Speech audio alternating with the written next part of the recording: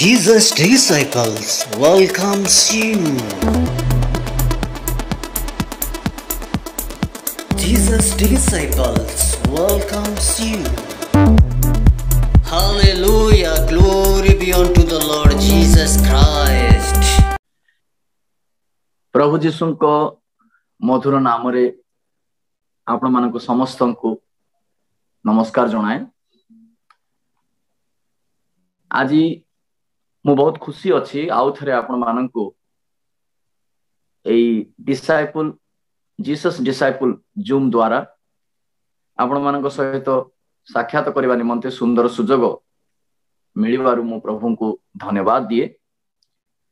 आउ ए जूम को आम जो भाई प्रस्तुत करुछंती तांको मध्य मु बहुत धन्यवाद दिए। आउ आज आसंतु आम माने बाक्य मध्यरु किछि शिखिबा। आज विषय रहिबो परमेश्वरंकर आह्वान। परमेश्वरंकर आह्वान विषय आज आम चिंता करिबा। आ चारोटी आह्वान को आम आज चिंता करिबा। आम समस्तंक निमंते परमेश्वरंकर चारोटी आह्वान अछि। जो आह्वान रे आमे आहूत अटु, जो आह्वान आम मानकु दिया जायछि, जो द्वारा आमे समाज रे गोटे उत्तम ख्रीष्टीय नागरिक भाव रे परिगणित हेउछु। एणु जो आह्वान रे परमेश्वर आम मानकु आहूत करिसंती, सेई आह्वान रे जदि आमे जीवन बितेबा तेबे निश्चित भाव रे इह जगत रे आ पर जगत रे आमे परमेश्वर निमंते योग्य गणित हेई पारिबा। आसंतु आज संध्या रे आपण मानकर मध्य रे मु सेई चारोटी आह्वान विषय रे किछि कथा हेबा निमंते चाहूछि। वाक्य मध्यम को जीवा।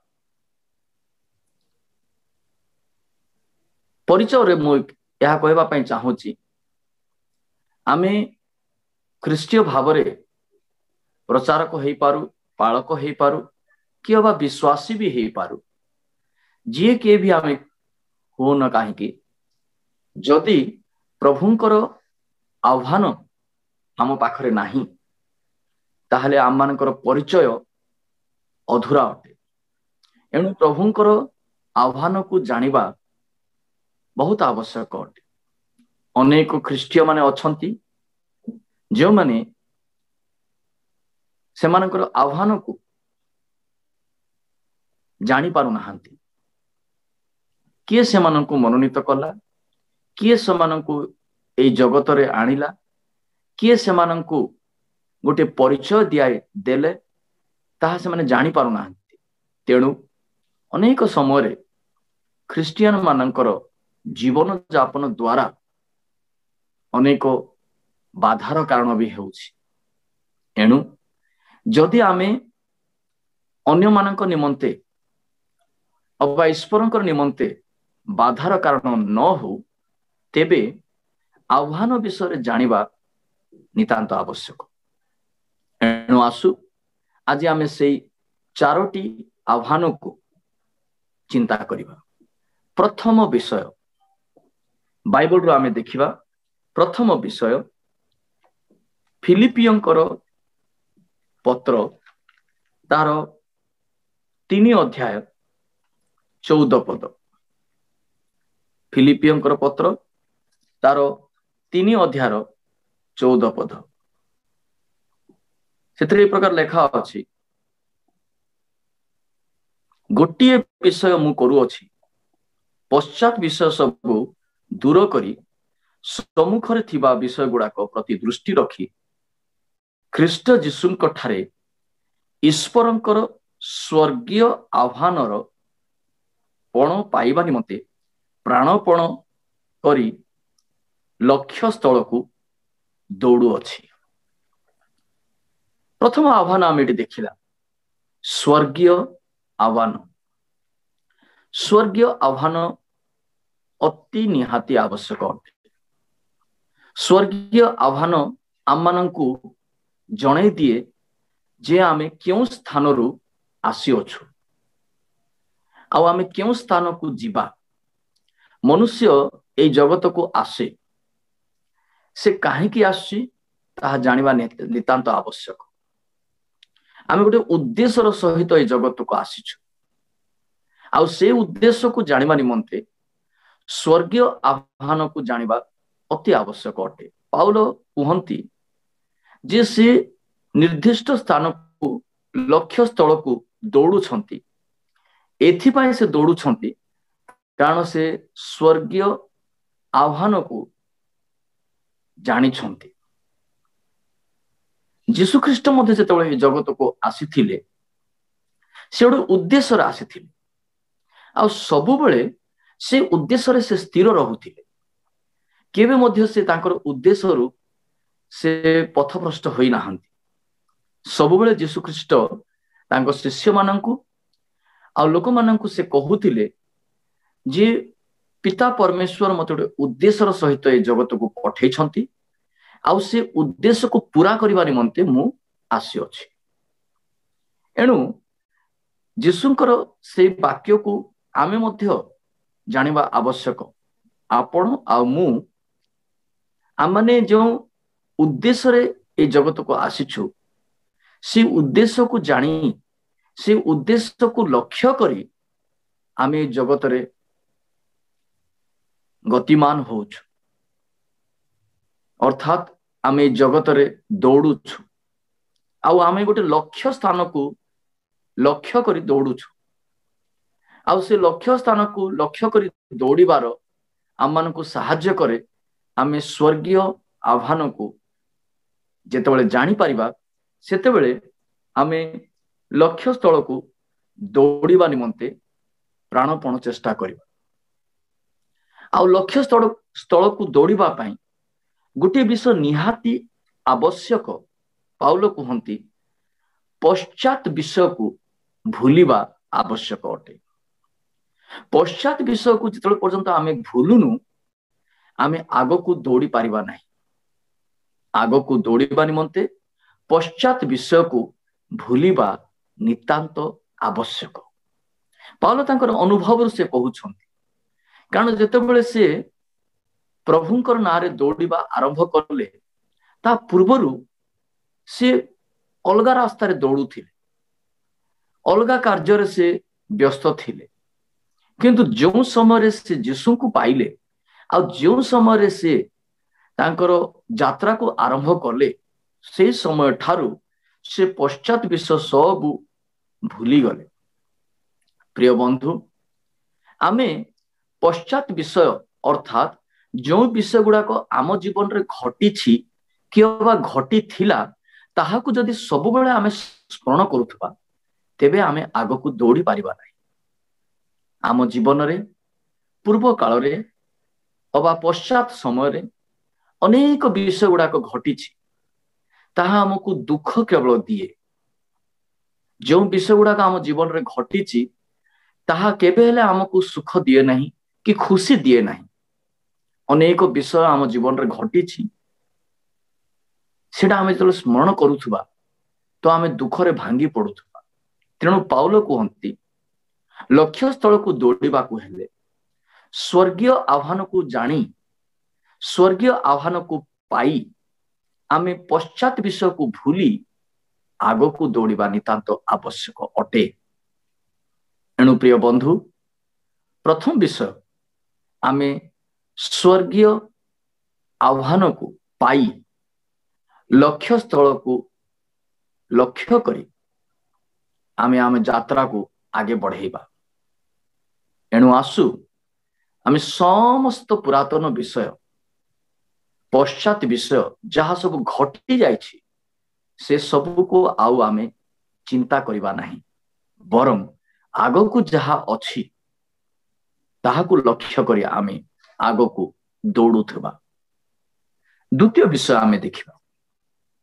द्वितीय विषय एफिसियो तार 4 अध्याय प्रथम पदरे लेखा अछि। एफिसियो तार 4 अध्याय प्रथम पदरे यह लेखा अछि अतएव प्रभुंकर हेतु बंदी जे मु तुम्भ मानकु अनुरोध करूअछि, तुम्हे माने जो आह्वान रे आहुत होई अछ सेथिर योग्य आचरण कर। द्वितीय विषय योग्य आह्वान। योग्य आह्वान आम मानकर आह्वान योग्य आह्वान अटे। अयोग्यता पाई प्रभु आम मानकु आह्वान करि नाहंती, किंतु योग्यता पाई प्रभु आम मानकु आह्वान करि अछंती। होई पारे आह्वान पूर्वरु आम माने अयोग्य होई थाउ, आम मानकर कौनसी योग्यता नथिला, किंतु जब प्रभु आम मानकु आह्वान करिसंती ताहले सेई आह्वान रे आमे योग्य आचरण करू, आउ सेई आह्वान को आमे योग्य आचरण मने करू।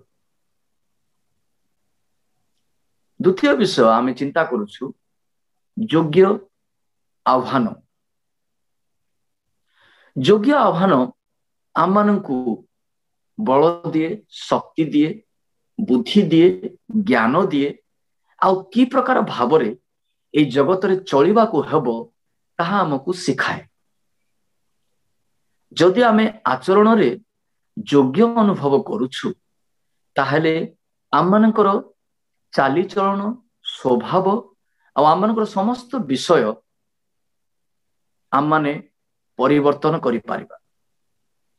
जेतेबेले आमे प्रभुଙ୍କ निकटरे नथिलु सेतेबेले आम मानकर जीवन अंधकार रे थिला, आम मानकर जीवन योग्य नथिला।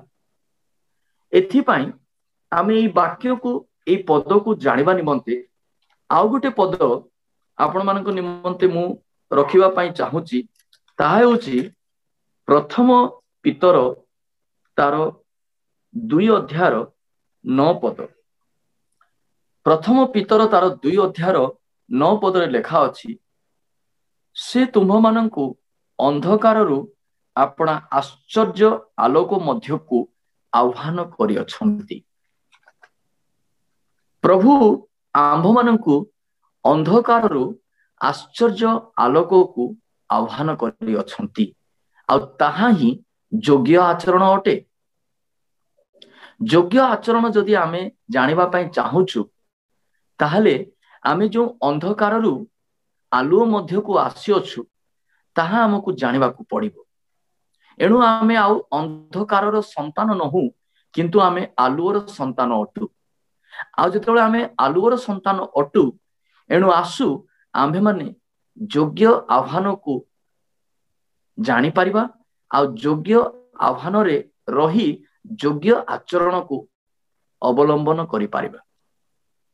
आ जतबेले आमे योग्य आचरण को निज जीवन रे रखिबा सेतेबेले आम मानकर समस्त कार्यकलाप, समस्त विषय प्रभुଙ୍କ निकटरे योग्य होई रहिबो। आम मानकर कथावार्ता, व्यवहार, चाली चलन सब किछि योग्य आचरण हेब।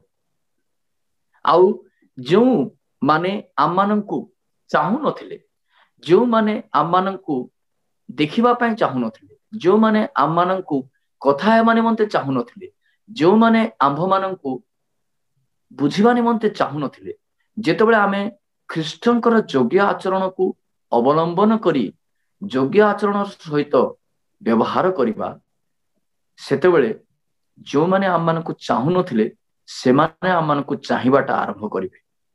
जो माने आम मानकर सहित कथा हेबा पय चाहू नथिले, जो माने आम मानकर सहित व्यवहार हेबा पय चाहू नथिले, से माने आम मानकर सहित व्यवहार हेबा पय चाहिबे। कारण आम माने योग्य आचरण को अवलंबन करिबा। एणु आसु द्वितीय विषय आम मानकु जानिबा को हेबो जे योग्य आह्वान को जानिबा को हेबो। आ तृतीय विषय मु आपण मानकर पाख कहबा पय चाहूची, ताहा प्रथम तिमोथी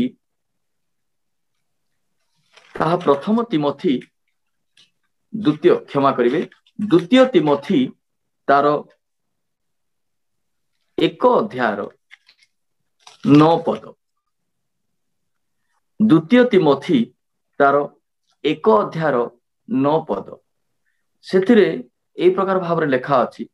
द्वितीय तिमोथी 1 अध्यायर 9 पद से आम्भ माननकु परित्राण करि अछंती ओ पवित्र आह्वान रे आह्वान करि अछंती। से आम्भ माननकु परित्राण करि अछंती ओ पवित्र आह्वान रे आह्वान करिछंती। तृतीय विषय आम मानकर जो आह्वान ईश्वर ठारू होई अछि ताहा पवित्र आह्वान अटे। आ पवित्र आह्वान को पाइबा निमंते आम मानकर परित्राणर आवश्यक। आमे जेते जण परित्राण पाई अछु अबा उद्धार पाई अछु अबा प्रभु जीशुଙ୍କ ख्रीष्टଙ୍କର नामरे प्रभु जीशुଙ୍କ रक्तरे जेते जण आमे धौत होई अछु आमे समस्ते पवित्र होई अछु। आमे समस्ते परित्राण पाई अछु। एणु परित्राण जेतोले आमे पाई अछु आसु आम्भे माने पवित्र जीवन यापन करिबा। आ पवित्र जीवन यापन करिबा निमंते आम मानकु पवित्र आह्वान पाइबा पड़िबो। पवित्र आह्वान आम मानकु पवित्र जीवन दिए। अपवित्रता को आम ठारू दूर हेउ आ पवित्रता आम जीवन रे निरंतर आसी थाउ। एणु आम माने चेष्टा करिबा आम प्रभुंक ठारे निर्भर रखी प्रभुंक ठारे भरोसा करी प्रभुंक ठारे विश्वासमय जीवन बिताई आम माने प्रतिदिन पवित्रता को एवं पवित्रता जीवन को बितेबा पाई चेष्टा करुथुबा। मनुष्य ए शारीरिक भावरे पवित्र रूप जीवन यापन करि पारे नाही। कारण शारीरिक मना आउ आत्मिक मना दुईटा अलगा विषय अटे। आउ आमे जगत रे शरीरतार अछु शरीर भावरे अछु आउ शरीर भावरे रही आमे पवित्र होई पारिबा नाही। जदि आमको पवित्र हेबाको अछि ताहले आमे शारीरिक मना न होई आत्मिक मना हेबाको पड़िबो। आउ आत्मिक मना हेबा निमंते आमर आत्मा रे पवित्र आत्मांकर वास हेबाको पड़िबो। आउ जेतेबेले पवित्र आत्मा आम अंतर रे वास करिवे सेतेबेले आमे पवित्र होई पारिबा। वाक्य कहे किए मध्य पवित्र नुहंती जणे भी नुहंती किंतु आमे विश्वासर द्वारा भरोसार द्वारा ए संसार रे बंची रही मध्य सांसारिक जीवन रे रही मध्य शारीरिक रे रही मध्य आमे पवित्रतार जीवन को बितेई पारिबा। आउ ताहा केवल संभव सेतेबेले हेबो जेतेबेले आमे पवित्र आह्वान को परमेश्वर को ठारू पाई पारिबा। आउ परमेश्वर आमानकु पवित्र हेबा निमंते कहि छंती। कारण वाक्यर लेखा अछि तुम्भर परमेश्वर जो प्रकार पवित्र अटंती तुमे माने मध्य से प्रकार भावरे पवित्र हुओ। आउ आमानकु पवित्र हेबा निमंते ईश्वर परायणता हेबा दरकार। ईश्वर परायणता कोन? ईश्वर परायणता हेउछि प्रभुंकर वाक्य सबु बेले लीन होई रहिबा प्रभुंकर वाक्य को सबु बेले पालन करुथुबा प्रार्थनामय जीवन बितौथुबा आउ आत्मा रे चालित हेउथुबा। जेतेबेले आमे प्रभुंकर वाक्य रे लीन होई रहिबा प्रार्थनामय जीवन बिताइबा आउ आत्मा रे चालित हेउथुबा सेतेबेले आम माने पवित्र जीवन को बितेई पारिबा। एणु आमे चेष्टा करू जे एई जगत रे रही मध्य आमे पवित्र जीवन को बितेई पारिबा। एणु तृतीय विषय पवित्र आह्वान रे आमे आहूत होई अछु। आउ चतुर्थ विषय मु आपण मानक निमंते कहबा पई चाहूची ताहा हेउची एफिसियो पत्री तार 4 अध्याय 4 पद रे लेखा अछि। एफिसियो तार 4 अध्याय 4 पद रे लेखा अछि एक शरीर एक आत्मा जो रूप तुम्भे माने तुम्भ मानकर आह्वानर एक भरोसा रे मध्य ଆହୁତ ହୋଇଅଛ, ଏକ ଭରସାରେ ମଧ୍ୟ ଆହୁତ ହୋଇଅଛ।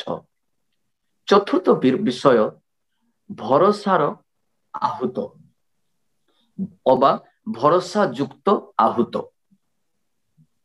ଆମମାନଙ୍କୁ ଭରସା ଯୁକ୍ତ ଆହୁତରେ ଆମମାନେ ଆହୁତ ହୋଇଅଛୁ। ବିଶ୍ୱାସ ରୂପ ଜୀବନ ଆଉ ଭରସା ରୂପ ଜୀବନ, ଏ ଦୁଇଟା ଅନ୍ୟ ଅଲଗା ଅଲଗା ବିଷୟ ଅଟେ।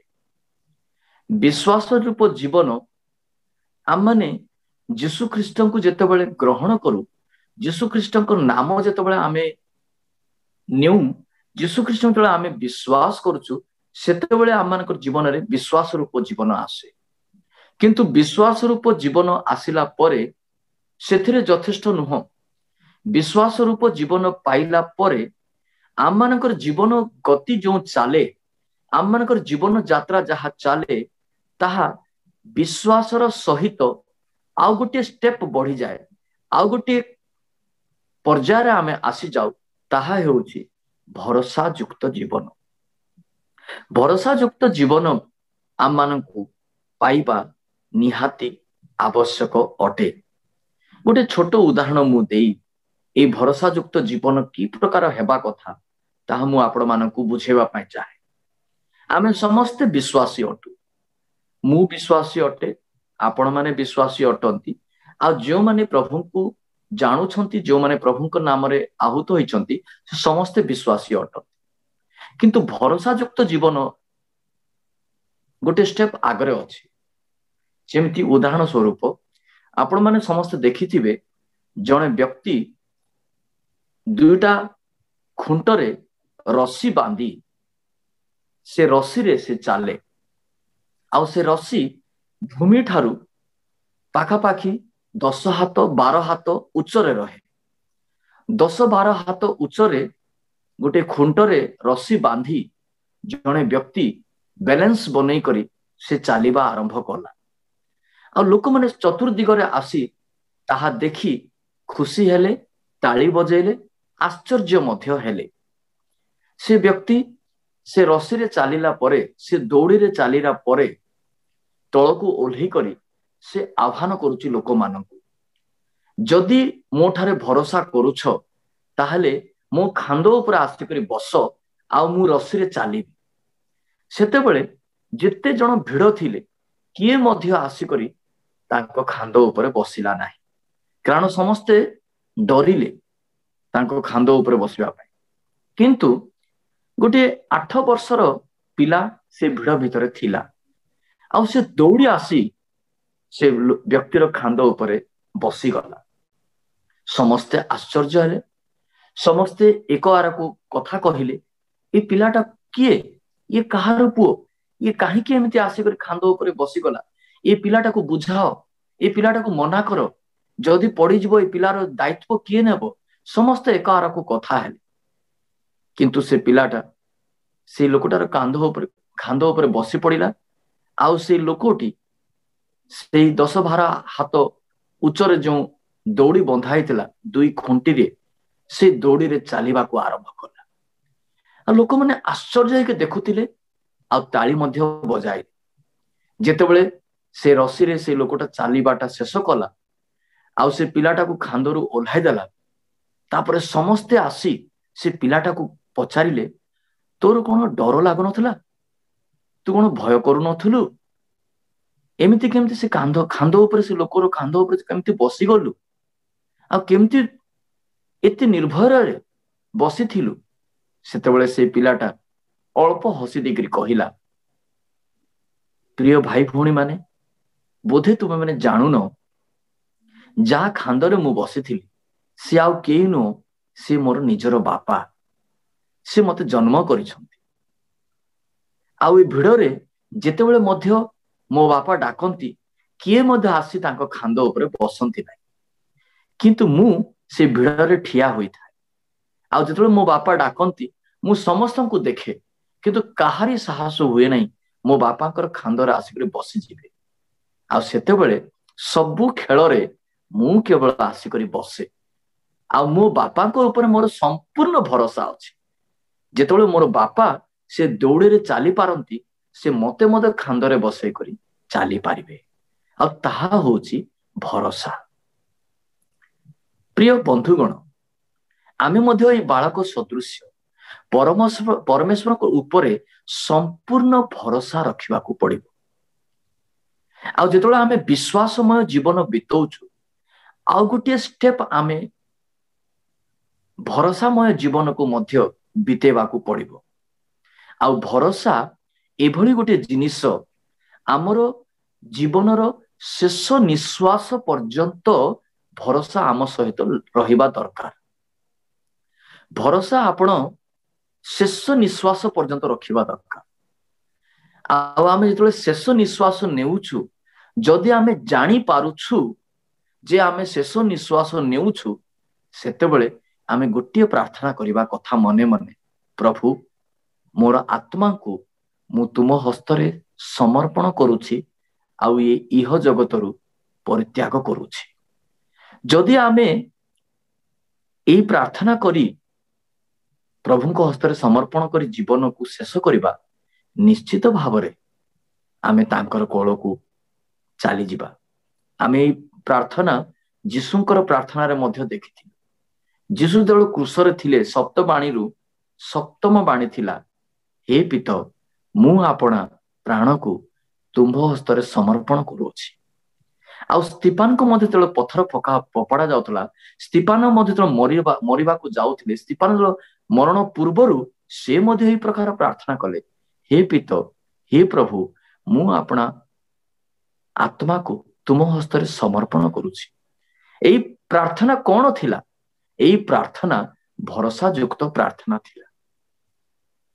ଆଉ ସେ ଭରସା ଯୁକ୍ତ ପ୍ରାର୍ଥନା ଦ୍ୱାରା ହିଁ ସେମାନେ ପ୍ରଭୁଙ୍କ କୋଳରେ ପହଞ୍ଚିଥିଲେ। ଏହା ହଉଛି ଭରସା। ଏଣୁ ଚତୁର୍ଥ ବିଷୟ ଆମେ ଦେଖିଲୁ ଭରସା ଯୁକ୍ତ ଆହ୍ୱାନ। ପ୍ରିୟ ବନ୍ଧୁଗଣ, ଆଜିର ବାକ୍ୟ ଆମେ ଏଠି ସମାପ୍ତ କରିବା। ଆଜି ଆମେ 4ଟି ଆହ୍ୱାନକୁ ଦେଖିଲୁ। ପ୍ରଥମ ଆହ୍ୱାନ ସ୍ୱର୍ଗୀୟ ଆହ୍ୱାନ। ସ୍ୱର୍ଗୀୟ ଆହ୍ୱାନ ଆମକୁ ଆଗକୁ ବଢିବା ନିମନ୍ତେ ସାହାଯ୍ୟ କରେ। ଦ୍ୱିତୀୟ ବିଷୟ ଆମେ ଦେଖିଲୁ ଯୋଗ୍ୟ ଆହ୍ୱାନ। ଯୋଗ୍ୟ ଆହ୍ୱାନ ଆମମାନଙ୍କୁ ଯୋଗ୍ୟ ଆଚରଣ କରିବା ନିମନ୍ତେ ସାହାଯ୍ୟ ପ୍ରଦାନ କରେ। ତୃତୀୟ ବିଷୟ ଦେଖିଲୁ ପବିତ୍ର ଆହ୍ୱାନ।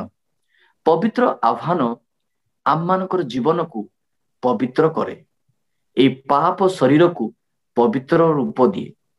ଆଉ ଚତୁର୍ଥ ବିଷୟ ଆମେ ଦେଖିଲୁ ଭରସା ଯୁକ୍ତ ଆହ୍ୱାନ। ଭରସା ଯୁକ୍ତ ଆହ୍ୱାନ ଆମ୍ଭମାନଙ୍କୁ ଏହି ଜଗତରୁ ଆରପାରିକୁ ଯିବା ନିମନ୍ତେ ସାହାଯ୍ୟ କରେ। ଆଉ ଏଇ ଭରସାରେ ହିଁ ଆମ୍ଭେମାନେ ପ୍ରଭୁଙ୍କର କୋଳକୁ ପହଞ୍ଚି ପାରୁ। ପ୍ରିୟ ବନ୍ଧୁଗଣ, ପ୍ରଭୁ ଆମମାନଙ୍କୁ ସାହାଯ୍ୟ କରନ୍ତୁ। ଜୀବନ ଯାତ୍ରାରେ ଆମେ ଜୀବନରେ ବଞ୍ଚିଛୁ ଯେତେ ଦିନ ପର୍ଯ୍ୟନ୍ତ ଏଇ ଆହ୍ୱାନକୁ ଆମେ ସ୍ମରଣ କରୁଥିବା। ଆମେ ଏଇ 4ଟି ଆହ୍ୱାନରେ ଆହୁତ ହୋଇଅଛୁ। ଆଉ ପ୍ରଭୁଙ୍କର ନାମରେ, ଖ୍ରୀଷ୍ଟଙ୍କ ନାମରେ ଆମେ ଗଣିତ ହୋଇଅଛୁ। ଏଣୁ ଆସୁ ଆମ୍ଭେମାନେ ଏଇ ଆହ୍ୱାନରେ ଆହୁତ ହୋଇ ଆମ ଜୀବନକୁ ଆଗକୁ ବଢେଇ ପାରୁଥିବା। ପ୍ରଭୁ ଆମ ସମସ୍ତଙ୍କୁ ଏଇ ବାକ୍ୟ ଦ୍ୱାରା ଆଶୀର୍ବାଦ କରନ୍ତୁ। ସମସ୍ତଙ୍କୁ ଧନ୍ୟବାଦ। ଛୋଟ ପ୍ରାର୍ଥନା କରିବି। ପ୍ରିୟ ପ୍ରଭୁ, ଆମମାନଙ୍କୁ ସାହାଯ୍ୟ କର, ଆମମାନଙ୍କୁ ଦୟା କର, ଯଦ୍ୱାରା ଆମେ ତୁମରି ଏଇ ଆହ୍ୱାନରେ ଆହୁତ ହୋଇ ଜୀବନକୁ ଅତିବାହିତ କରିପାରୁଥିବୁ। ସେଥିପାଇଁ ଆମମାନଙ୍କୁ ସାହାଯ୍ୟ କର। ତୁମେ ଆମମାନଙ୍କୁ ମନୋନୀତ କରିଛ, ତୁମେ ଆମମାନଙ୍କୁ ଡାକିଛ, ଆଉ ତୁମେ ଆମମାନଙ୍କୁ ଆହୁତ କରିଅଛ। ଏହା ଆମେ ବିଶ୍ୱାସ କରୁଛୁ। ଏଣୁ ପ୍ରଭୁ ଆମ ସମସ୍ତଙ୍କୁ ଏହି 4 ପ୍ରକାର ଆହ୍ୱାନରେ ଆହୁତ ହୋଇ ତୁମରି ନିମନ୍ତେ ବଞ୍ଚିବା ପାଇଁ ସାହାଯ୍ୟ କର। ଧନ୍ୟବାଦ ଦଉଛୁ ଏହି ସମୟ ନିମନ୍ତେ। ପ୍ରାର୍ଥନା ଯୀଶୁଙ୍କ ନାମରେ ମାଗୁଅଛୁ, ଆମେନ୍। ବହୁତ ବହୁତ ଧନ୍ୟବାଦ। ପ୍ରଭୁ ଆମ ସମସ୍ତଙ୍କୁ ଆଶୀର୍ବାଦ କରନ୍ତୁ, ଆମେନ୍।